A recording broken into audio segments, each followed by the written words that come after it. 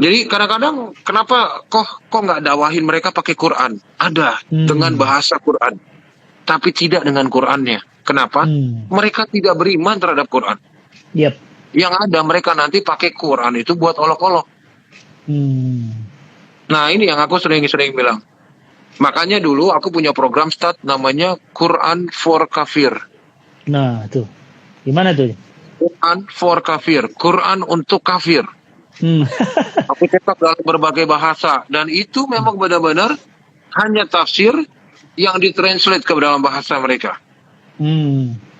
Jadi mereka lebih memahami, oh ternyata Quran isinya seperti ini. Mereka pikir Quran itu semacam manual book untuk ngerakit bom. Atau ada lagi yang bilang, iya ada. Ada lagi mereka bilang Quran itu apa? Petunjuk untuk ritual paganisme. Bilang jauh sekali, it's too far away, man. You need to read. Just open the book, then read it.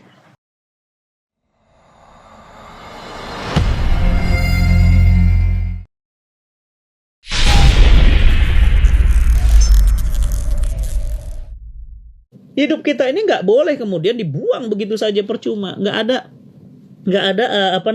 ada artinya gitu. Oleh karena itu teman-teman yang dirahmati Allah, pada malam hari ini kita akan belajar dari sosok yang dia bukan hanya untuk dirinya, tapi dia mikirin saudara-saudaranya. Dia mikirin banyak orang. Itulah yang disebut dengan amazing people. Dalam istilah cinta Quran, dia disebut dengan amazing people. Dan malam hari ini, karena bintang tamunya sudah hadir, ya, orang yang kita tunggu-tunggu sudah hadir, mohon izin, mohon maaf, saya akan mematikan komentar. Setelah itu nanti kan saya buka lagi komentarnya. Tapi sementara saya matiin dulu komentarnya. Nanti sesi tanya jawab saya buka kembali. Dan pada malam hari ini ya adalah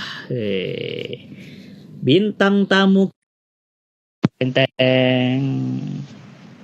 Siapakah orang yang saya sebut dengan amazing people tadi? Dia bukan hanya soleh untuk dirinya, tapi dia solehkan orang lain. Dia adalah Kokoh Stephen. Masya Allah. Masker-maskeran aja. Jadi baru mau dibuka. Oh, Masya Allah. Apa kabar, Koh? Masya Allah. Kangen banget sama antum nih. Bisa ngopi-ngopi kita. Teman-teman, Masya Allah. Beliau nih gak mau dipanggil Ustadz. Ya, saya bilang Ustadz Stephen. Gak mau dia. Cukup dipanggil Koko aja, abang. Antum Ustaznya. Teman-teman, kemarin kita belajar dari Imam Samsi Ali. Kemarin kita belajar dari Syekh Ahmad Al-Misri. Kemarin kita belajar lagi dari Umi Irna Handono. Nah, sekarang yang versi laki-lakinya. Koh Stephen Indra Wibowo. Masya Allah. Yang belum follow Instagramnya. Coba lihat. Apakah beliau hanya cukup mensolehkan dirinya sendiri? Tidak. Dan sekarang aktivitasnya. Koh Stephen tuh gak pernah diem.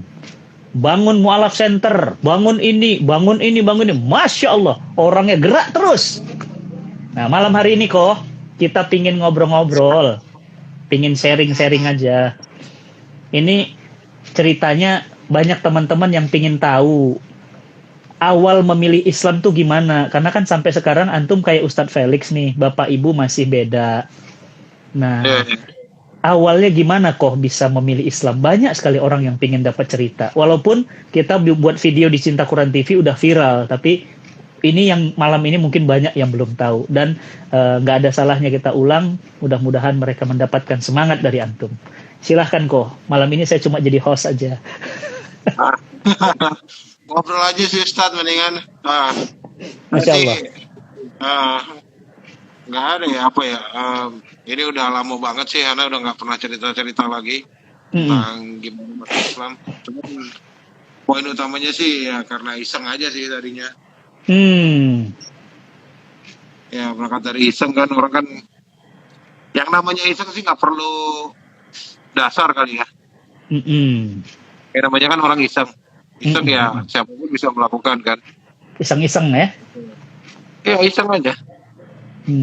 Nggak ada kayak orang nawarin atau kenalin Islam, nggak ada yang kayak ngajakin terus ngasih uang, nggak ada. Nggak ada yang tiba-tiba ada perempuan gimana, nggak ada. Alhamdulillah. Nggak ada. Semuanya ya gitu aja, terjadi begitu aja sih. Aku pikir sebenarnya sih rentan waktu pembelajaran itulah yang bagaimana kita sebagai orang Islam tuh harus benar-benar Islam. Iya. Ya, jangan jadi orang Islam yang separuh Islam. Iya. Atau yang sering diomongin itu Islam prasmanan.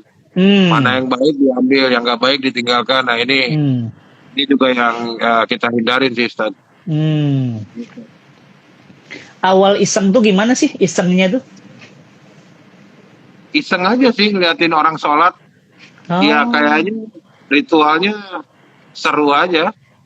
Terus iya pengen ya mungkin karena usia juga lah ya. Jadi mungkin ya karena usianya waktu itu kalau orang sekarang bilang masih labil ya mungkin karena saya rasa ingin tahu sih, curiosity kan tinggi. Gitu. Jadi bukan karena mimpi, bukan karena perempuan, bukan juga memang cari agama, enggak ya? Enggak, agama jelas dulu dan waktu itu cukup taat, jadi ya nggak ada perbandingan, maksudnya saya nggak mau ngebandingin agama juga. Waktu itu agama ya seperti itu ya sudah, itu aja yang harus dijalanin kan. Itu bagian dari proses. Respon papa mama ketika milih Islam, antum gimana? Waktu itu sih nolak waktu itu. 12 tahun kemudian ya mereka bisa terima lah. 12 tahun? Ya proses kan, itu semua proses. Juga termasuk pembuktian diri kepada mereka kalau ini loh aku masuk Islam tapi ya oke kok gitu, maksudnya nggak ada masalah kan, maksudnya aku nggak jauhin kalian, nggak ngejahatin kalian, karena ngapain kok sama kalian juga ya aku ya tetap anak. Aku sering bilang ke papi kayak gitu sih, aku tetap anak papi dimanapun juga keadaannya, nggak akan berubah. Nah tiba-tiba aku nyeramahin papi ya enggak, ya udah itu aja. Dan kalau misalnya dilihat-lihat setelah masuk Islam, kan orang Islam lebih ribet ya, sholatnya 5 waktu, belum lagi harus ada wudhu, belum harus bayar zakat, belum harus puasa, dibandingkan agama lama tuh yang lebih santuy gitu. Kenapa? Apa nggak ribet milih Islam? Agama yang aku tinggalin dulu itu salah satu agama yang bukan salah satu, tapi kalau diantara sepantarannya itu agamanya udah paling disiplin. Nah, yang dulu aku tinggalin itu disiplin, tertib, administrasi, tertib segala-galanya. Nah, Islam ini lebih tertib, lebih disiplin. Jadi jauh lebih kepada keteraturan. Nah, dan alhamdulillah makin kesini makin tahu banyak aturan dan sebenarnya makin enak sih, karena kan Islam menyediakan realnya. Artinya gini, kita jalan secara abstrak. Kayak misalnya antum beli TV nih, beli TV aja, mereknya A. Nah di merek A itu manual booknya itu tipis, cuma ada 10 lembar. Nah, pada saat ketemu troubleshoot yang harus ketemu masalah yang harus ada troubleshootnya, ternyata nggak ada di situ opsinya. Nah, aku bingung. Nyarilah di YouTube, nyari di Google, nyari di kemana-mana. Tukang servis panggil ke rumah. Padahal TV-nya baru. Nah, alangkah enaknya misalnya beli TV misalnya merek B yang dia punya manual book itu 100 lembar lebih. Ya dong, komplit dari A sampai Z semuanya ada, diatur di situ. Bahkan mau ganti jam ada, mau ganti kalender ada, mau ganti mau pasang antena digital, mau pasang antena analog dan segala macam ada semua. Jadi Iya, semua udah dikumpulin di dalam satu titik. Artinya gini, kalau antum punya uang yang sama dengan A dan B, TV-nya harganya sama 5 juta. Maaf, ini bukan dibandingin dengan uang ya, agama. Maksudnya TV A dengan TV B, kita punya uangnya 5 juta nih. Iya. Yang satu manual booknya cuma 10 lembar, yang satu 100 lembar. Iya. Iya dong, kan kita akan milih, oh yang 100 sih serius berarti kan. Iya dong, dia serius kan, berarti ngatur bagaimana kita mengoperasikan TV-nya itu dengan serius. So dengan Islam. Berarti di sini waktu dulu mikirnya tuh, wah di sini orang-orang the founding fathers-nya Islam itu serius. Nah, dan kita tahu ya founding fathers-nya memang Rasulullah SAW. Nah, dia serius dalam mengatur seluruh aspek dalam Islam. Ya, kadang-kadang orang bilang jadi orang Islam ribet kok. Ini kadang-kadang ketemu orang murtad. Kenapa ribet? Aduh, gua tuh demen minum bir. Hah? Oh ya udah. Ya. Ada alasan murtad cuma hanya kayak gitu. Ada lagi yang alasan murtadnya cuma sekitar Desember. Habis itu Januari masuk Islam lagi, sholat lagi.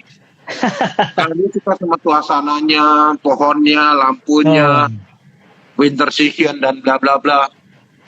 Jadi beragama sesuai dengan musim. Nah ini kadang-kadang ketemu orang-orang yang dengan masalah seperti ini, aku bilang sebenarnya yang bermasalah lu sih sama hidup lu. mereka kadang-kadang cuma nggak pengen diatur di dalam Islam. Sedangkan Islam itu membuat satu aturan itu supaya tertib. Iya kan? Kayak coba makan obat deh. Iya kan? Simple deh. Makanya saya sering kasih orang analogi sangat sederhana. Tadi TV itu agak rumit ya. Itu juga baru ketemu tadi sih. Simpelnya tuh kayak makan obat coba. Pak Ustadz Fatih, ini antibiotik 3 kali sehari, pagi, siang, sore, makan setelah perut terisi. Lalu ini paracetamol supaya demamnya turun, pagi, siang, sore.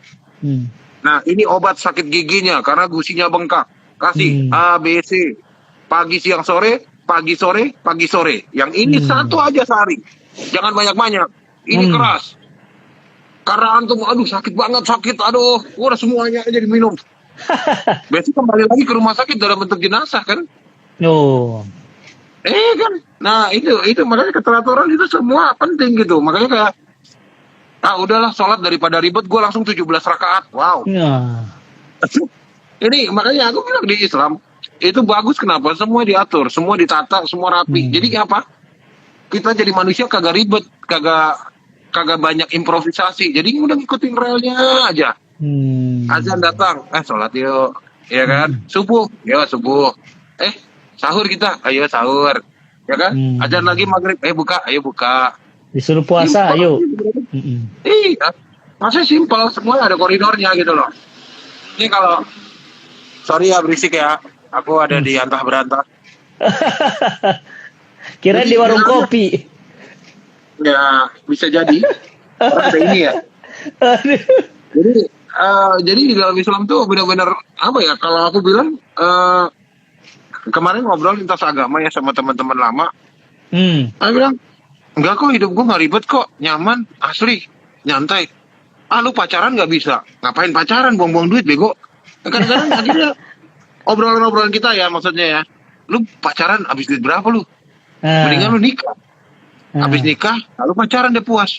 Loh nanti kalau nggak cocok cerai, kawin lagi. Kebiasaan orang Islam kalau cerai. Masalah cocok nggak cocok itu tergantung elu. Kalau elunya tukang ganti-ganti pacaran, iya sama aja itu tukang ganti-ganti istri juga nanti. Kalau udah terbiasa setia pada satu titik, pasti akan terus ke situ. Nah, mentalnya yang harus diperbaiki ya. Kadang-kadang ini obrolan-obrolan lepas ya, maksudnya sama mereka yang bukan Islam, terus mereka nanya-nanya kayak ya apa sih, mereka tuh sering nanya-nanya ke aku kayak teman-teman kuliah kayak gitu-gitu kan, ya udah alumni lah ya. Kayak oh iya, Ndra, hidup lu gak enak banget sih. Kita kalau nongkrong lu gak bisa ikut. Lah, lu nongkrongnya minum alkohol, lu mau ngopi dah. Gue tongkrongin sampai pagi juga, ayo gue temenin. Nah, kan kadang-kadang gitu. Kenapa sih? Dikit aja minumnya. Nggak mau. Sekarang gini deh. Nah, itu ke orang yang kebetulan waktu itu nggak suka durian kan. Gini deh. Kalau gue bawain durian, montong, atau yang dari Malaysia, musangking, gue bawa ke rumah lu gimana? Wah, lu jahat banget lu. Nah, Nah, lu bilang gue jahat lu, padahal gue bawa sesuatu makanan yang lu bisa konsumsi bebas. Kenapa? Gue nggak suka. Nah, lu nggak suka. Ini lu yang nggak suka. Ini agama gue yang melarang. Masa lu suruh gue ngelawan agama gue gimana sih? Nggak asik dong. Tapi pada akhirnya sekarang mereka sering nongkrong karena sering sharing, ngobrol. Ada yang masuk Islam, ada yang udah welcome sama Islam. Kok Afwan dipotong nih. Satu lagi yang saya pribadi juga teman-teman di luar sana itu ya mudah-mudahan ini menjadi pahala jariah buat antum dan mudah-mudahan menjadi jalan mengantar antum menuju surganya Allah. Kalau ingat Coach Stephen, ingatnya Mu'alaf Center Indonesia, dan ingatnya kalau ingat antum ngobrol dikit syahadat orang, ngobrol dikit syahadat dari luar negeri, dari barat, dari Cina, dari apa, saya pernah ketemu ada yang dari mana-mana, negara-negara mana, itu syahadatnya di tangan antum. Sederhananya, hidayah milik Allah. Iya, hidayah milik Allah. Cuma gimana bisa membuka pintu itu dah? Gimana antum bisa ngobrol dengan enak begitu? Itu tadi aku bilang Islam itu paripurna, Ustaz. Islam itu paripurna. Karena ya bahasanya mungkin bahasa aku kali ya. Jadi aku lebih kayak lu gue gimana lu. Kalau sama orang bule ya kadang-kadang mereka kontak aku, mereka cuman I just want to ask you about Islam. What is your opinion about this one, this that? Mereka biasa nanyain tentang masukan kita kayak oke, yang kemarin isu berkembang di global adalah masjid itu sumber penyakit. Ya, corona itu berasal dari masjid. Nah, ini yang di internasional ya. Ini internasional, di Indonesia nggak terjadi, tapi ini internasional jadi global issue. Mungkin karena kemarin habis ada perkumpulan orang-orang di masjid yang di India. Lalu ada terjadi juga di Amerika Selatan. Lalu terjadi juga di Malaysia, di Indonesia. Well, oke, aku bilang. Sometimes aku selalu bilang ke mereka, sometimes kamu nggak bisa mengukur. Kamu beli satu matchbox korek api, kamu nggak akan bisa mengukur semua itu sama menyalanya. Ya, ada yang perlu 2 kali garis, ada yang perlu sekali garis. Sama seperti umat Muslim dan umat kalian juga. Sama. Iya, kalian lebih banyak yang nggak mau mendengar dan melanggar. Sebenarnya bukan melanggar. Itu satu titik kepatuhan kami kepada Tuhan kami. Jadi mereka nggak takut sama mati. Ya, tapi akhirnya virus itu menyebar kemana-mana. Saya selalu bilang ke mereka, virus itu nggak akan menyebar kalau Allah tidak izinkan. Dan virus itu akan menyebar memang kalau Allah izinkan. Semua yang terjadi di dunia ini hanya karena Tuhan yang mengizinkan. Aku pakai bahasa Tuhan lah. Karena ngobrolnya sama orang-orang yang bukan Muslim. Tapi di sisi lain, pandemi corona ini, jujur aja, itu mengangkat banyak cerita tentang Muslim akhirnya di dunia. Kenapa, Ustaz?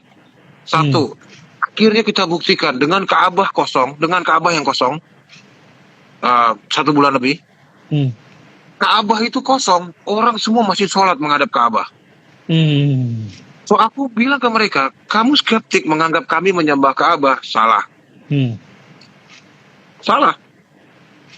Kalian menganggap kami melakukan tradisi pagan, mengitari Ka'bah untuk memuja Ka'bah. Oh no, nggak ada. Nggak ada. Even sekalipun ini hari ini, karena Allah izinkan Ka'bah itu tutup, semua orang sholat masih menghadap Ka'bah. Semua orang sholat masih menghadap Ka'bah. Dan walau misalnya begini pun terjadinya, misalnya, aku kasih mereka examples, dengan super powernya seseorang yang kaya sekali, dia colong itu Ka'bahnya diangkat pakai helikopter. Misalnya, dipindahin ke negaranya dia. Kita nggak akan belok Allahnya. Kita akan tetap ke Mekah. Karena Ka'bah itu cuma simbol. Batu, ya udah simbol itu. Hajar Aswad, kenapa kalian membentuk Hajar Aswad? Maaf, seperti ini, seperti itu, seperti ini, seperti itu. Saya bilang, bahkan kami ini diajari oleh apostles. Aku bilangnya apostles, Khulafaur Rasyidin, yang 4. Salah satu dari apostles itu mengatakan kepada kami, Jika memang bukan Rasulullah atau Muhammad yang mengatakan untuk mencium ini, tidak akan kami cium. Ya. Artinya kami nggak ada kepentingan untuk membentuknya, bendanya, wujudnya, nggak ada. Kami menghadap Ka'bah sholat hanya karena memang disuruh sama Tuhan kami. Sekarang kalian, sorry nih ke kalian, ada patung di Rio Janeiro. Suatu saat patung itu rubuh. Apa perasaan kalian? Hati kami hancur. Kenapa harus dirubuhin? Oh, nggak usah. Gempa bumi itu jatuh. Gempa bumi aja itu jatuh. Terus gimana? Ya kami akan bangun ulang. Loh, berarti ini kan tergantung kalian dong. Oh enggak dong, Ka'bah itu kalau nanti dicolong gimana? Kalian bikin ulang Ka'bah? Nggak usah, nggak ada perintahnya. Dan kami akan sholat ke sana. Nggak ada tiba-tiba kami bikin Ka'bah baru. Nggak ada. Kami tetap sholat ke sana karena itu arah kiblat, selesai. Dan suatu saat itu dibuka lagi, kami akan tawaf dan mengitari Ka'bah sesuai dengan apa yang diperintahkan kepada kami. Nah, ini jawaban-jawaban ini kepada mereka. Sebenarnya kalau ngejelasin ke bule jauh lebih gampang, Ustaz. Serius. Bule ya? Aku makanya ngambil milih ini bule, karena kalau ngajarin ke bule tentang Islam itu jauh lebih gampang daripada orang domestik. Jujur aja. Karena lebih logik.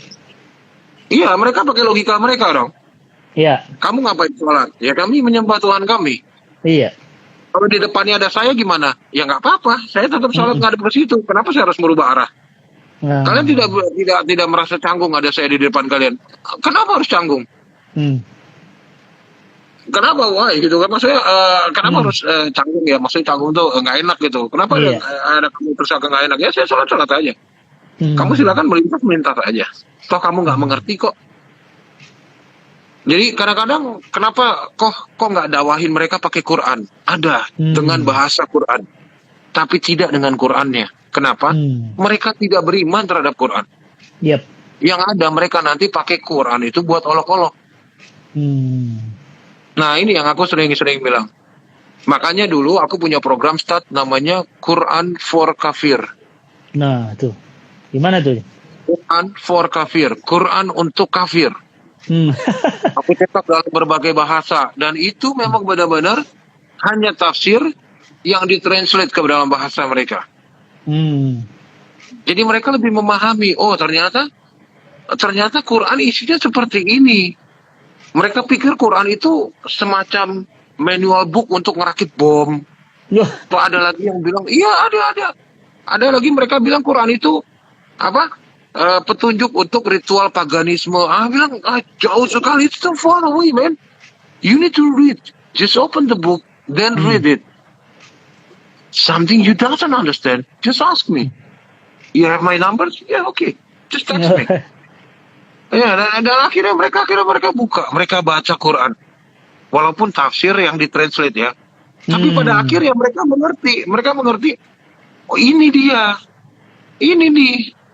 Kita kemarin salah mengertinya. Nah, inilah Quran.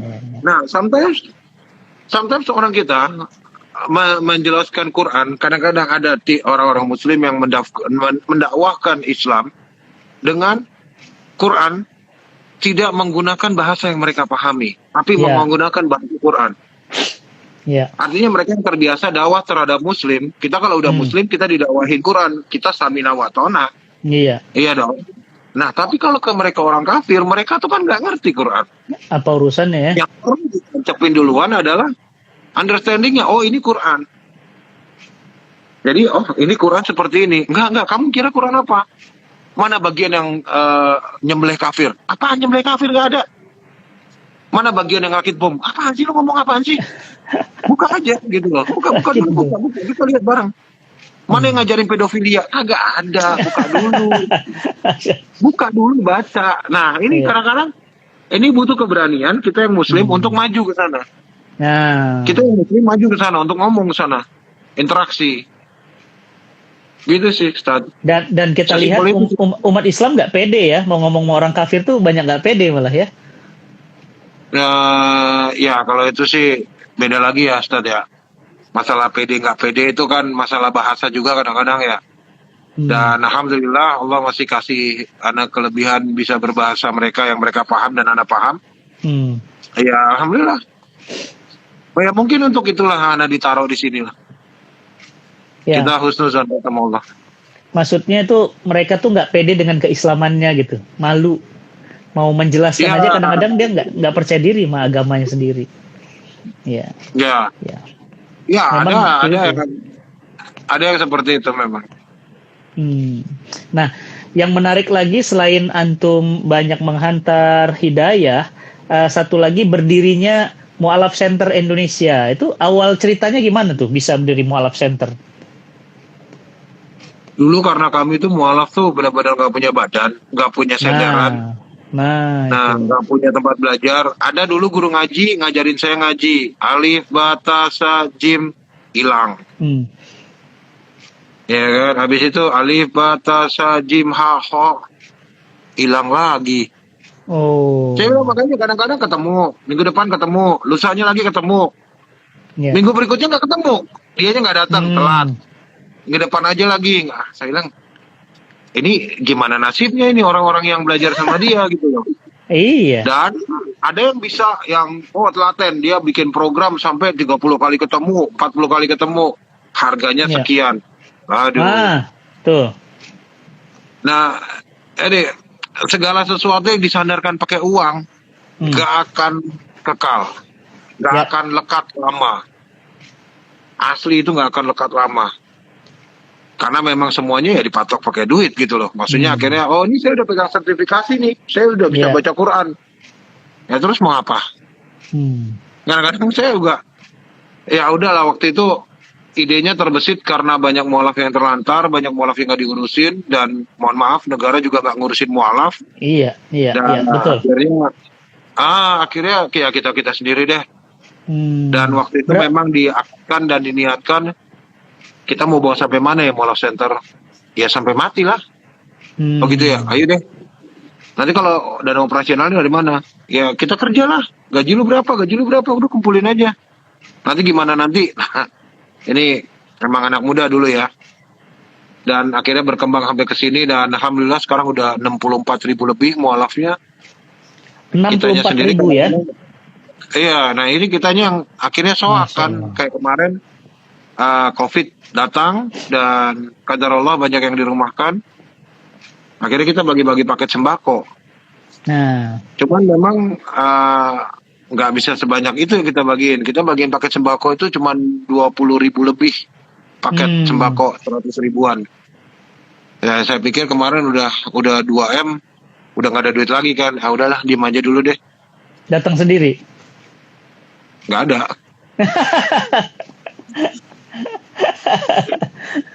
Ada berapa cabang? Ngamatin diri masing-masing. Cabang sih aku nggak pernah ngitung. Kalau Mu'alaf Center itu kita nggak ngitung cabang sih. Kita ngitung zona kerja. Oh zona. Kita ada 51 zona kerja di seluruh Indonesia. Itu dengan total 34 kampung mu'alaf yang masih sekarang di-maintain sama kita sekarang ya. Ada beberapa yang udah kita lepas, ada yang kita masih maintain. Ada yang kita baru mulai, yaitu angkanya dinamis, setiap tahun pasti berubah. Dan di kampung-kampung mu'alaf itu rata-rata mu'alafnya itu 80-70% dari penduduknya.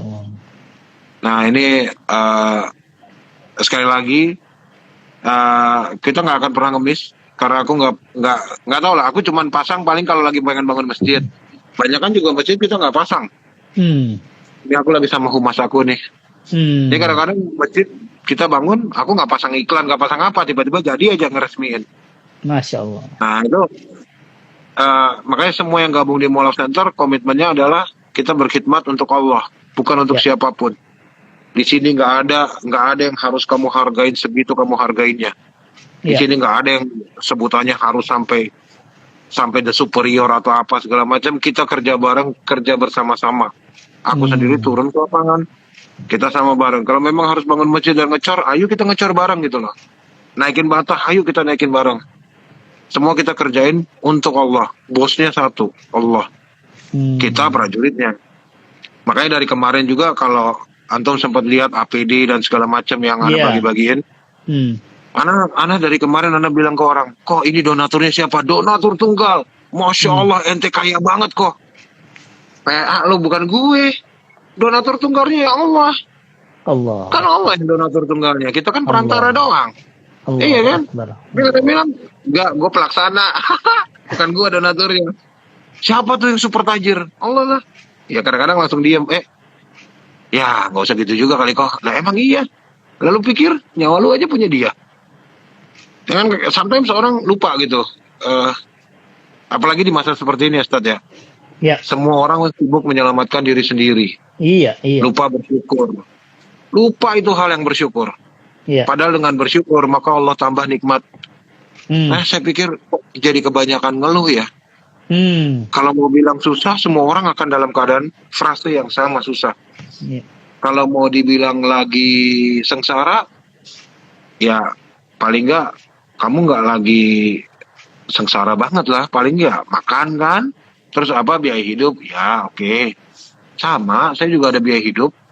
Saya ada anak-anak, saya ada anak buah. Iya. Cuman kalau di masa, jadi gini, aku masih pakai satu hal yang disampaikan sama oleh Rasulullah tuh. Allah sallallahu alaihi wasallam.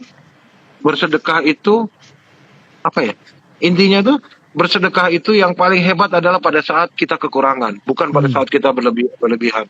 Ya. Karena kalau kita punya uang miliaran, Biasa. sedekah 2 juta, 10 juta, berapa Wajar 10 juta? dong. Ya, berapa 20 juta? Iya kan? Tapi saat duit kita cuma 20 juta, kita kasih ke orang 18 juta. Nah, itu.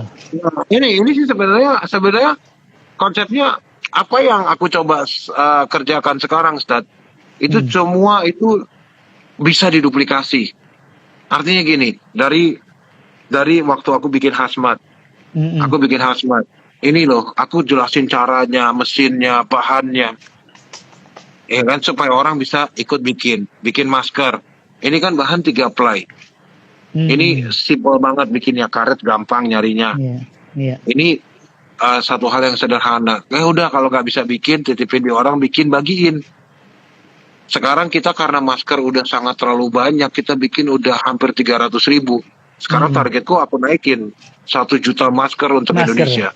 Iya. Nah aku bikin sendiri, nggak apa-apa. Ya aku pikir ya tinggal duit berapa, tinggal nyari, minta aja sama bosnya. Bos lapor, saya minta uang, mau produksi ini. Nanti gimana Allah cara datangin duitnya kan nanti Allah yang tahu. Masya Allah. Nah ini juga salah satu hal yang aku coba minta masyarakat, ayo duplikasi. Karena ya aku sempat bilang ya kemarin, masa-masa pandemi ini akan menanjak terus sampai bulan Juli Agustus. Iya. Dan dia akan holding di Agustus ke September, dia akan hold di sana. Tapi medical threshold-nya ada di Juni-Juli. Di mana itu nanti medical fatigue akan terjadi di sekitar bulan itu. Nah waktu itu kan Kementerian Kesehatan bilang, oh enggak, ini Juni-Juli sudah berakhir. Akhirnya sekarang hari ini mereka Kementerian Kesehatan putuskan untuk, oh iya benar-benar Agustus September. Nah aku bilang kan ya udah nggak apa-apa. Namanya orang kan bisa salah kan. Nah aku bilang ini forecast-nya aku loh. Kayak kemarin kan aku bilang kemiskinan akan naik ya.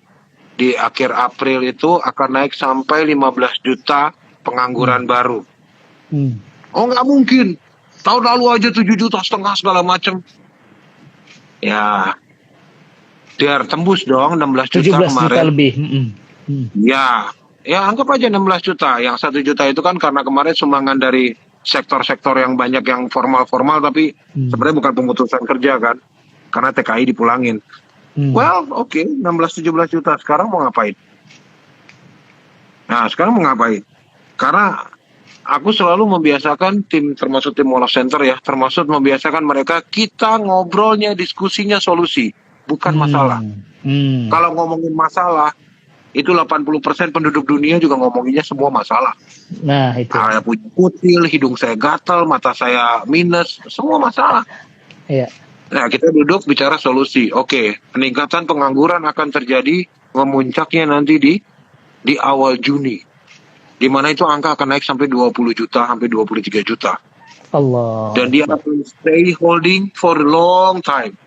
Dan sekarang SES, strata ekonomi sosial, orang sudah pada turun. Yang biasanya di B, dia ke A. Yang A ke B. Yang B ke C, C ke D. Dan itu turun, degradasi. Betul. Artinya penambahan jumlah kemiskinan meningkat. Makanya aku endorsing mereka untuk banyak bersyukur. Jangan sampai nanti sudah telat. Kapan itu telat? Lau mati udah telat itu, udah nggak bisa bersyukur nanti. Mulai sekarang bersyukur dan berbicara solusi. Makanya aku ada program sih sebenarnya. Saya baru ngobrol-ngobrol sama humas aku juga. Tancap Indonesia. Ketahanan dan kecakapan pangan Indonesia. Cakep. Nah, ini aku lagi ngegerakin, baru dapat sekitar 4.000 hektar dari petani. Kita kecakapan padi, kecakapan jagung, kecakapan singkong, dan kecakapan ternak, termasuk ikan. Karena nanti pada saat mereka sudah tidak punya daya beli, daya belinya anjlok banget. Betul. Nah, kecakapan pangan ini akan mengcover di atasnya. Sekarang aja kan kita ada program geber pangan nih, Muslim United, Mualaf Center, ya kita gerak-gerak bareng di sini.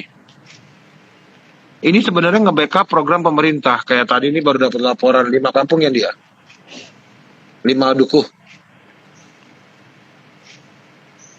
5 kampung, 5 RT, bantuan dari pemerintah 71 kantong, Ustaz. Kebayang nggak tuh? Satu RT 40 kakak, yang dikasih cuma 14. Yang butuh 20 lebih. Nyiksa itu. Nah, akhirnya kita lakukan geber pangan, gerakan berbagi pangan. Kita bagiin yang tadi itu beras berton-ton, itu kita bagiin udah. Yang nggak kebagian dari Pak RT kita tutup, kita yang cover. Tapi ini kita kalau cerita Indonesia, nggak tuh. Nah, Indonesia gede. Ya, kedodoran juga sih, Stan. Nah, makanya aku sekarang bikinin program itu yang bisa diduplikasi adalah mereka berbagi untuk tetangganya. Jadi mereka berbagi untuk tetangganya. Yang tidak tercover sama masyarakat baru kita tutupin. Jadi layer 1 pemerintah deh. Pemerintah bagiin. Oke, ini kurang berapa? Oke, masyarakat bergerak. Masyarakat di situ bergerak. Di domain itu bergerak. Dan mereka yang membagikan. Oke, masyarakat udah give up. Kok kita nggak mampu nih, masih ada 10 rumah lagi. Oke, 10 rumah kita kirim. Di sana, di sini, di sana, di sini. Itu yang akhirnya kita ngebagiin ready to eat makanan. Itu sampai 500.000 paket. Masya Allah. Seluruh Indonesia. Nah, ini ada titik ujungnya, Ustaz. Pasti akan berakhir. Pasti akan habis. Saya juga paham itu, pasti akan habis. Makanya sekarang petaninya aku gerakin. Kamu bikin buat 1 hektar berapa? Sekian. Pupuk 1 hektar berapa? Ya, kurang lebih sekian. Sip. Dah, supply, tancap. Tancap aja. Ya, itu tancap itu kan, maksudnya nanam padi kan nancap. Jagung juga nancap, singkong juga nancap. Nancepin aja. Oke, nancepin aja. Nah, tancapin aja dulu. Nanti Juni, Juli, pada saat mulai itu ya, daya beli turun, ya, keekonomian turun, ya kan itu semua drastis turun. Nah, baru aku push. Baru aku bagi-bagiin dah. Ya, itu makin program. iri aja sama antum nih. Ikhtiar, Koko, antum sehat terus ya, Ko. Masya Allah. Kita semuanya sayang sama antum, insya Allah, karena Allah. Teman-teman semuanya, dari mulai masalah beliau sendiri, bukan. Karena kalau fokus sama masalah, semua orang punya masalah. Dan gak akan selesai masalahnya. Tapi, menyelesaikan masalah orang lain, maka masalah kita terurai. Masalah bisa diselesaikan dengan menyelesaikan masalah orang lain. Beliau membangun MCI, Mualaf Center Indonesia. Sektornya banyak, yang mualafnya juga sudah banyak. Nggak selesai, bangun lagi, ada COVID, beliau pikirin. Bahkan teman-teman semua, beliau ini jago statistik loh. Beliau ini ternyata salah satu ya expert analis statistik. Ya, saya juga baru tahu. Ya, jadi luar biasa. Kepintarannya, anugerah dari Allah digunakan lagi untuk apa? Membaca tren. Kalau bisa membaca tren, berarti nanti bisa memprediksi produksi. Sehingga beliau kemudian menggerakkan tadi, tancepin aja Ustadz, gitu kan. Allah ada, pokoknya nanti akan tolong. Begitu orang butuh makanan, nih bagi-bagiin. Mantap. Cakep banget. Saya demen banget sama orang-orang. Masker aku produksi mulai hazmat aku produksi mulai Februari, Ustaz. Jadi waktu itu Indonesia masih belum terlalu rame mungkin ya bikin Ini hazmat. yang standar WHO. Iya, standar WHO. Hmm. Itu aku udah coba produksi, menggerakkan beberapa orang dengan bikin sistem rumah produksi. Karena kalau aku Ya. bikin fabrikasi, Ya. jadi-jadinya kayak yang di Bandung itu, Ustadz, yang KHTek, tahu nggak? Oh iya, Kahatek. Pabriknya ditutup karena 17 orang positif. Iya. Nah, aku dulu berpikirannya ke sana sebelum terjadi KHTek ya. KHTek kan baru kemarin nih, bulan Ya. Aprilan, waktu Februari. Jadi mesin jahitku ada di rumah-rumah. Jadi kalau warganya itu tertular, mesin aku tarik, aku sterilisasi, warganya aku kasih stok makan buat 1 bulan, kasih uang buat check up medis segala macam, kebutuhannya cukup, dah mesin masih tetap produksi. Jadi produksi aku nggak mati. Nah itu yang tetap berjalan ya. Sebenarnya kemarin sih aku udah ngarahinnya, ini medical bakal gugur banyak, karena kecenderungan mereka, pemahaman mereka terhadap safety equipment itu minim. Jujur aja, hanya dokter mungkin yang paham. Perawat medis nggak tahu yang namanya PPE, Personal Protective Equipment. Makanya aku bikin, hazmat. Habis itu apa bikin? Surgical gown. Aku bikin. Karena banyak yang masya Allah jiwa berdermanya itu menyumbangnya tuh girohnya tuh tinggi sekali. Nah, tapi mereka lupa mikirin safety. Akhirnya mereka bikin bajunya itu semua dijahit segala macam, pakai sweating biasa. Waduh. Ini bakalan tembus virus, mati dia nanti. Iya. Meninggal petugas medis.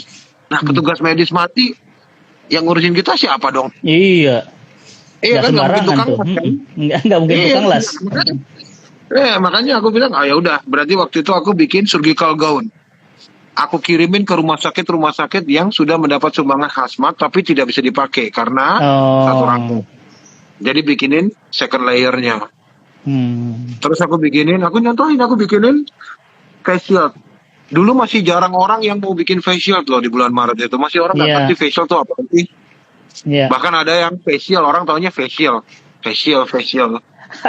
Aduh, itu mah bukan sono arahnya. Cuman akhirnya aku coba udah bikin dulu aja, bikin dulu. Habis bikin baru kasih. Oh, ini jaraknya harus 5 cm, 4 cm, terus kepanjangannya itu 32 cm, lebar ke sampingnya itu 24 cm. Ininya nih harus standar, kayak gimana nih untuk ikatannya, bisa dibuka tutup. Terus dia harus ada dudukan ininya, nggak boleh pakai busa. Karena kan aku pakai printer 3D ya. Jadi ininya nggak boleh. Jadi karena memang bisa dicuci, jadi harus benar-benar yang nggak boleh serap air kan. Nah, yang ngikutin, ya ini mungkin salah aku juga mungkin ya. Jadi habis aku produksi, aku bagi-bagiin, banyak orang bikin.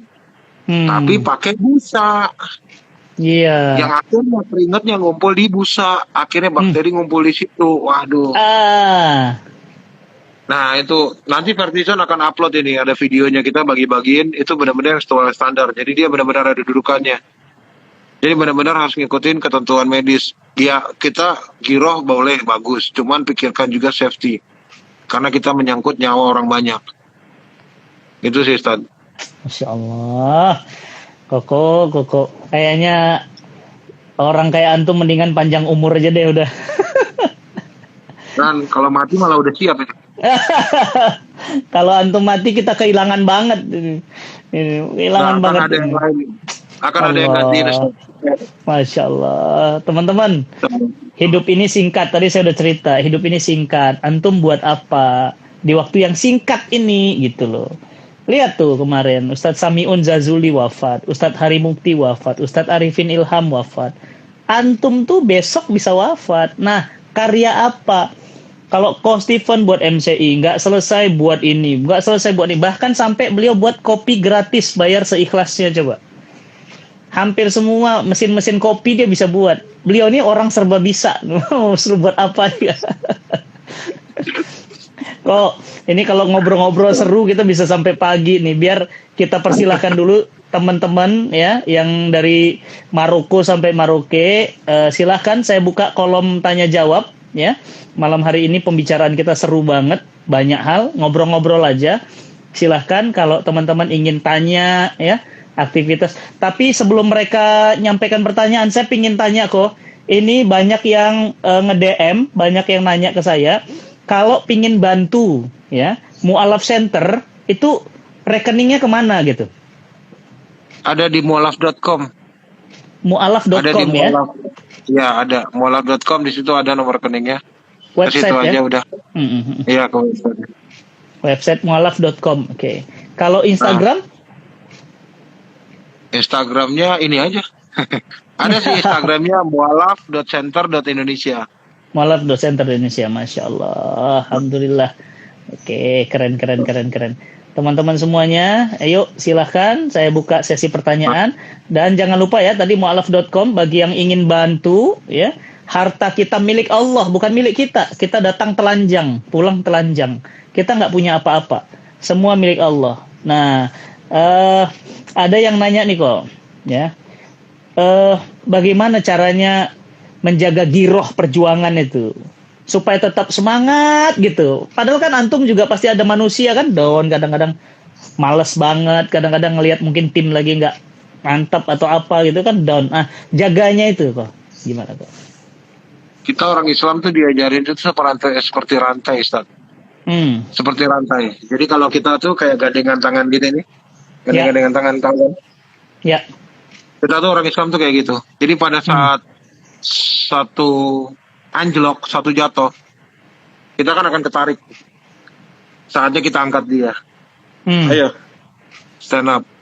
Jadi pada saat satu jatuh, dia tarik temannya untuk bangkit. Dan sistem seperti itu kita bikin seperti chain di Mu'alaf Center. Kita bikin seperti rantainya, walaupun kita berjauh-jauhan. Ya mungkin mereka akan ketemu pada saat saya capek, ya saya tidur sebenarnya sih. Pada saat saya lelah, saya tidur daripada harus suuzon. Sebenarnya semua dimulai dari jangan pernah ada sedikit pun suuzon di dalam hati. Yang taruh di dalam hati husnuzon aja, udah itu aja. Jadi orang lempeng mah enak, serius, agak bingung. Iya, kalau udah suuzon, hatinya udah panas, dengki di situ, udah kacau carut marut. Kita mau produktif pun nggak bisa, karena yang kita pikirin udah suuzon semua. Tapi kalau husnuzon, itu ide-ide masuk sendiri, Ustaz, udah kayak kehujanan. Kurang lebih kayak gitu. Iya. Kalau udah pikirannya udah kotor, itu yang sering saya bilang dengan mata lalat.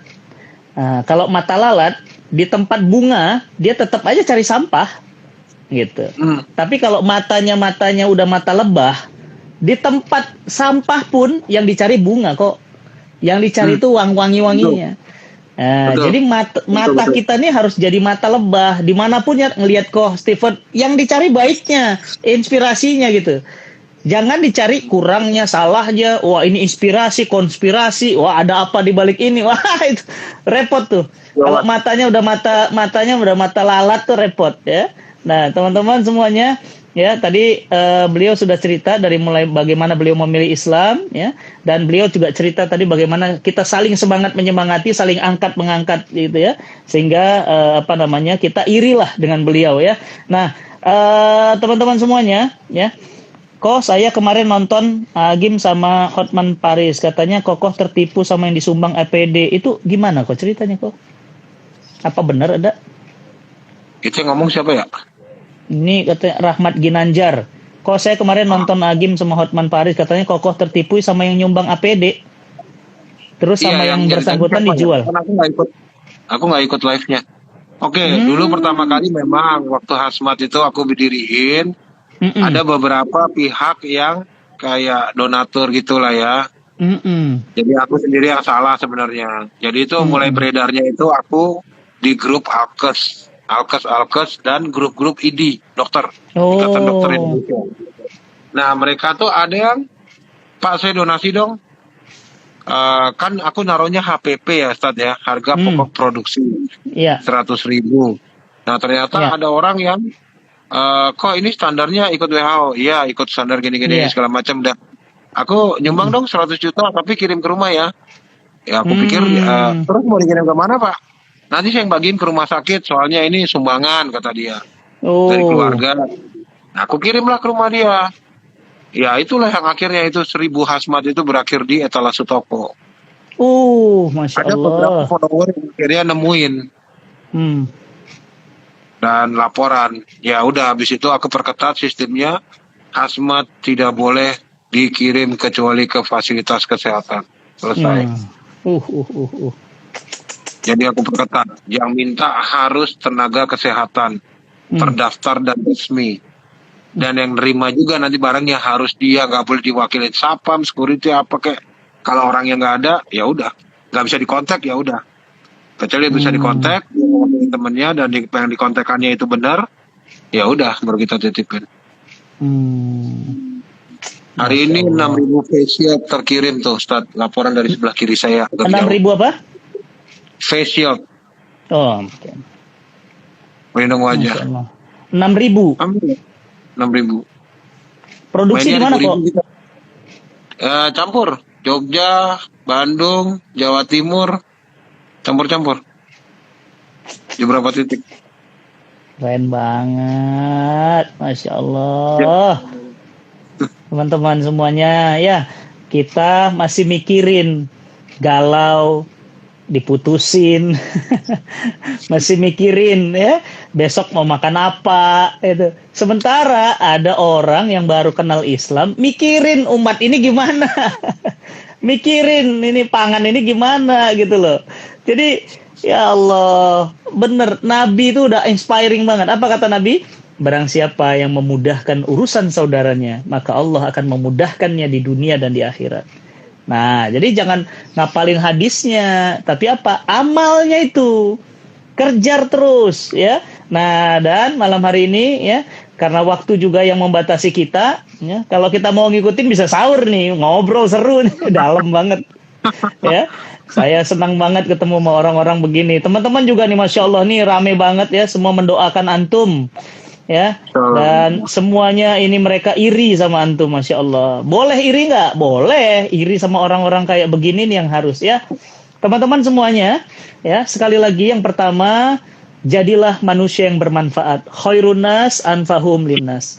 Hidup singkat, lakukan hal-hal yang bermanfaat sebelum terlambat dan menyesal terlambat juga. Maka lakukan hal-hal yang terbaik. Jangan pernah meremehkan amal, walaupun hanya sekedar masker, walaupun hanya sekedar mengumpulkan komunitas-komunitas, walaupun hanya sekedar melakukan memberi kurma 1 butir. Apa kata Nabi? Selamatkan dirimu dari api neraka walaupun hanya dengan sebutir kurma. Kalau dengan sebutir kurma aja selamat dari api neraka, gimana kalau nyiapin ribuan hazmat? Gimana dengan nyiapin puluhan ribu masker? Gimana dengan menyelamatkan orang dari akidah yang hancur puluhan ribu orang? Apa yang pantas untuk kita? Apa yang pantas untuk beliau? Maka teman-teman semuanya, kata UFK malam ini, kita belajar dari guru kita, dari abang kita, bagaimana hidupnya nggak pernah berhenti. Create prestasi terus, dan mudah-mudahan kita pun semua demikian. Malam ini, semua yang nonton, saya berharap jangan hanya terkesima, jangan hanya iri dari mulut. Ayo melangkah, bantu. Ini banyak banget. Ustadz, saya pingin langsung bantu. Kok, saya nggak biarkan beliau kerja sendiri. Ayo, langsung aja DM. Saya pingin bantu kok. Saya pingin bantu. Ayo, bantu. Ya, teman-teman semuanya, malam ini kita dapat belajar, ya, dapat pelajaran luar biasa dari seorang Coach Stephen Indra, dan mudah-mudahan kita semua bisa ikut, ya, berjuang bersama beliau. Koh, makasih banyak. Sehat terus. Jangan lupa buatin saya mesin kopi. Kapan mau kemari kopi? Siap. Beliau di luar biasa ya. Teman-teman semua dari mulai ngopi sampai mualaf malam ini cerita kita dengan Ko Stephen. Ko, makasih banget. Insyaallah saya lanjutkan sedikit lagi untuk menutup. Antum boleh istirahat sebentar. Assalamualaikum warahmatullahi wabarakatuh. Assalamualaikum sama keluarga. Siap. Insyaallah kita lanjutkan yang obrolan kita kemarin. Ya. Lanjut. Makasih kok. Ya, barakallahu fix. Salam sama keluarga. Ya, waalaikumsalam warahmatullahi wabarakatuh. Teman-teman, keren ya. Insyaallah luar biasa. Ya, begitulah kalau kemudian kita benar-benar ya memahami esensi penting keislaman.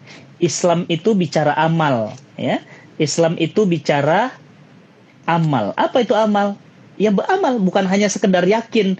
Alladzina amanu wa amilu sholihat. Jadi orang yang beriman, dia langsung beramal soleh. Dan malam hari ini kita dapat pelajaran dari Ko Stephen Indra. Mudah-mudahan bermanfaat. Sampai ketemu lagi di Kata UFK besok. Siapa bintang tamunya? Nggak kalah seru. Besok lebih wow. Ketemu terus di Kata UFK setiap pukul 8 hingga 9.30 malam. Atau kalau bisa sampai jam 10 malam lebih. Terima kasih atas perhatian teman-teman semuanya. Mohon maaf atas segala kekurangannya.